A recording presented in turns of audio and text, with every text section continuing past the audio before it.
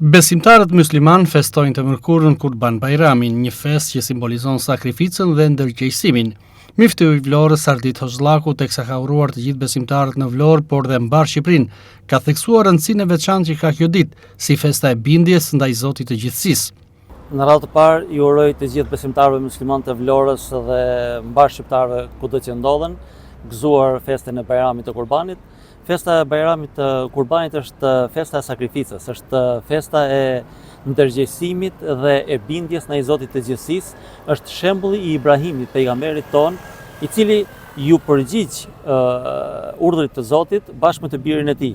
Kjo është në fakt ajo shenja e të flijuarit të vetvetes së njeriut, por Zoti ja ka ndaluar që njeriu ta flijojë vetveten për shkak të mëkateve që ka bërë, dhe si simbolik i ka dhënë të bëjë një kurban. Pikërisht nesër është kjo ditë. Dhe kjo ditë është dita e solidarizimit të njerëzve njëri tjetrin, familjarët, të afërmit, nevojtarët, të gjithë bashkë, në mënyrë që të festojnë dhe të gëzojnë të gjithë së bashku, sepse nëse një nuk gëzon, nuk do të gëzojnë askush. E nëse një gëzon, pse mos gëzojnë edhe të tjerët? Prandaj, një për të gjithë bashkë, edhe kur ne jemi bashkë, jemi edhe më të gëzuar.